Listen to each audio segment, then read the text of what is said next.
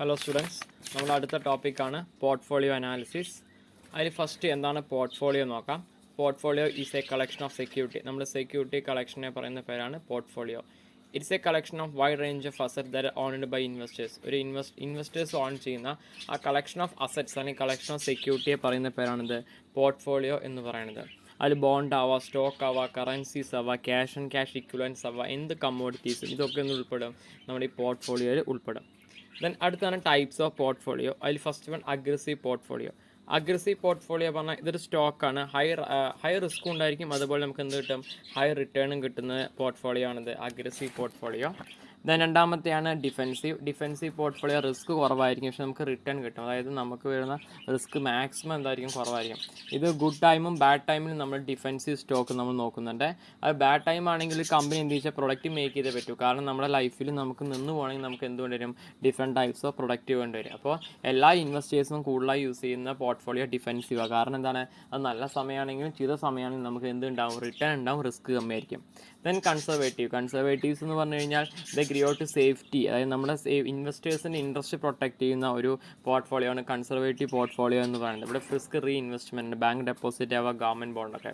ഇനി income portfolio നമുക്ക് daily നമുക്കൊരു ഇൻകം ഏൺ ചെയ്യാൻ പറ്റാവുന്ന ഒരു പോർട്ട്ഫോളിയോ സെക്യൂരിറ്റീസ് ആണിത്. ഇൻകം പോർട്ട്ഫോളിയോ റിസ്ക് ഫ്രീ ആയിരിക്കും. ദെൻ എഫിഷ്യൻറ്റ് പോർട്ട്ഫോളിയോ മീൻസ് എന്ന് വെച്ചാൽ generating high return at a given level. Particular level of റിസ്കിൽ നമുക്ക് എന്ത് കിട്ടും, ഹൈ റിട്ടേൺ കിട്ടുന്നതാണ് എഫിഷ്യൻറ്റ് പോർട്ട്ഫോളിയോ. അതുകൊണ്ട് തന്നെ ഇതിന് ഒപ്റ്റിമൽ പോർട്ട്ഫോളിയോ എന്ന പേരിൽ നമ്മൾ എന്ത് ചെയ്യുന്നുണ്ട്, അറിയപ്പെടുന്നുണ്ട്. അടുത്താണ് പോർട്ട്ഫോളിയോ മാനേജ്മെൻറ്റ്. പോർട്ട്ഫോളിയോ മാനേജ്മെൻറ്റ് ഈ സയൻസ് ആൻഡ് ആർട്ടും സയൻസാണ് മാനേജ്മെൻറ്റ്, പോർട്ട്ഫോളിയോ മാനേജ്മെൻറ്റ്. കാരണം നമ്മൾ ഡിസിഷൻ മേക്കിംഗ് അബൌട്ട് ഇൻവെസ്റ്റ്മെൻറ്റ്, നമ്മൾ എന്ത് ചെയ്യുന്നു, ഒരു ഡൈനാമിക് ആൻഡ് ഫ്ലെക്സിബിൾ ഡിസിഷൻസ് ആണ് ഇവിടെ നിന്ന് എടുക്കുന്നത്, ഇൻവെസ്റ്റ്മെൻറ്റിനെ കുറിച്ച് എടുക്കുന്നത്. It is also called investment management, investment management എന്ന പേരിൽ അറിയപ്പെടുന്നുണ്ട്. ഇതിൽ പോർട്ട്ഫോളിയോ പ്ലാനിങ് അവ selection, construction, review and evaluation of securities, ഇതൊക്കെ എന്തിൽ പെടും, പോർട്ട്ഫോളിയോ മാനേജ്മെൻറ്റിൽ ഉൾപ്പെടും. Then it refers to managing individual investment. ഒരു ഇൻഡിവിജ്വൽ ബോണ്ടിൻ്റെ രൂപത്തിലാവാം, ഷെയറിൻ്റെ രൂപത്തിലാവാം, ക്യാഷ് ആവാം, മ്യൂച്വൽ ഫണ്ട് ആവാം, ഇതിൻ്റെ രൂപത്തിലൊക്കെ നമ്മൾ ഇൻവെസ്റ്റ് ചെയ്യുന്ന ആ ഒരു ഇതിനെയാണ് എന്ത് പറയുന്നത്, പോർട്ട്ഫോളിയോ മാനേജ്മെൻറ്റ് എന്ന് പറയുന്നത്. ദെൻ അടുത്താണ് needs and importance of portfolio management. ഒന്ന് നമുക്ക് എന്താണ്, ഒരു സ്റ്റേബിളായ ഒരു മാർക്കറ്റ് റിട്ടേൺ നമുക്ക് കിട്ടും, അതുപോലെ വൈഡ് മാർക്കറ്റ് എങ്കിൽ യാതൊരു ഡിഫിക്കൽട്ടി ഇല്ലാതെ നമുക്ക് എന്ത് ചെയ്യാൻ പറ്റും, ഇൻവെസ്റ്റ് ചെയ്യാൻ പറ്റും. പിന്നെ ടാക്സ് പ്ലാനിങ്, നമുക്ക് നല്ലൊരു പോർട്ട്ഫോളിയോ ഉണ്ടെങ്കിൽ നമുക്ക് ഫേവറബിൾ രീതിയിൽ പ്ലാൻ ചെയ്യാൻ പറ്റും ടാക്സിൻ്റെ. പിന്നെ ക്യാപിറ്റൽ ഗ്രോത്ത്, അതായത് നമുക്ക് അപ്രീഷിയേറ്റ് ചെയ്യാവുന്ന വിധത്തിൽ നമുക്ക് എന്ത് ഇൻവെസ്റ്റേഴ്സിൻ്റെ ഇൻട്രസ്റ്റ് പ്രൊട്ടക്ട് ചെയ്തുകൊണ്ട് ഫ്യൂച്ചർ ഗ്രോത്ത് ഉണ്ടാവും. ദെൻ ലിക്വിഡിറ്റി നമുക്ക് എപ്പോഴും ഫണ്ട് ആയിരിക്കും, നമുക്ക് എന്ത് ലൈബിലിറ്റി വന്നാലും മീറ്റ് ചെയ്യാൻ ഫണ്ട് നമ്മുടെ കയ്യിലുണ്ടായിരിക്കും. പിന്നെ ഇൻവെസ്റ്റേഴ്സിന് സേഫ് ആണ്, കാരണം ഇൻവെസ്റ്റേഴ്സിന് ഇൻട്രസ്റ്റിനെ പ്രത്യേകിച്ച് ഇമ്പോർട്ടൻസ് കൊടുക്കുന്നത്. പിന്നെ ഡൈവേഴ്സിഫിക്കേഷൻ, റിസ്ക് കുറവായിട്ട് നമുക്ക് മാക്സിമം റിട്ടേൺ കിട്ടുന്ന ഒന്നാണ് ഈ പോർട്ട്ഫോളിയോ പറയുന്നത്. ദെൻ ഇതിനൊക്കെ വേണ്ടിയാണ് പോർട്ട്ഫോളിയോ മാനേജ്മെൻറ്റ് നമ്മൾ യൂസ് ചെയ്യുന്നത്. അതാണ് portfolio management process. Portfolio management process മെയിനായിട്ട് ഒരു 7 സ്റ്റേജിലൂടെ കടന്നു പോകുന്നത്. അതിൽ ഒന്നാമത്തെ setting objective. First of all നമ്മൾ എന്തിന് ഇൻവെസ്റ്റ് ചെയ്യുന്നു, നമ്മൾ എത്ര റിട്ടേൺ എക്സ്പെക്ട് ചെയ്യുന്ന ഒരു ഒബ്ജക്റ്റ് നമ്മൾ സെറ്റ് ചെയ്യണം.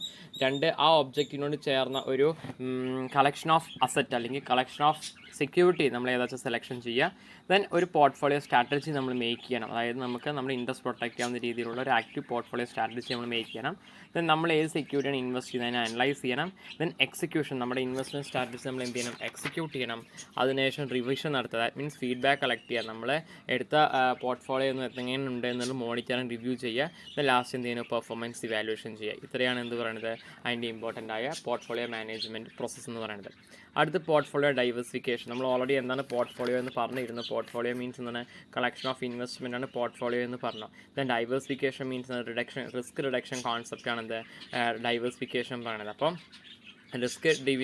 റിസ്ക് കുറഞ്ഞ ഒരു കോൺസെപ്റ്റിൽ നമ്മൾ എന്ത് ചെയ്യണോ, ഇൻവെസ്റ്റേഴ്സ് ഡിഫറെൻറ്റ് ഇൻസ്ട്രുമെൻറ്റ്സ് നമ്മൾ ഇൻവെസ്റ്റ് ചെയ്യുന്നതിനെ പറയുന്ന പേരാണ് ഡൈവേഴ്സിഫിക്കേഷൻ. അപ്പോൾ പോർട്ട്ഫോളിയോ ഡൈവേഴ്സിഫിക്കേഷൻ പറഞ്ഞാൽ ഒരു മിനിമം ഒരു റിസ്ക് ഇല്ലാതെ തന്നെ നമ്മൾ എന്ത് ചെയ്യുക, മാക്സിമം റിട്ടേൺ നമുക്ക് അറ്റൈൻ ചെയ്യാൻ പറ്റാവുന്നതിന് നമ്മൾ എന്ത് പറയുന്നത്, പോർട്ട്ഫോളിയോ ഡൈവേഴ്സിഫിക്കേഷൻ. അതായത് ഡിഫറെൻറ്റ് സെക്യൂരിറ്റീസിൽ നമ്മൾ ഇൻവെസ്റ്റ് ചെയ്തുകൊണ്ട് ലെസ് റിസ്കിൽ മാക്സിമം റിട്ടേൺ നമ്മൾ ഏൺ ചെയ്യുന്നതിന് പോർട്ട്ഫോളിയോ ഡൈവേഴ്സിഫിക്കേഷൻ പറയുന്നത്.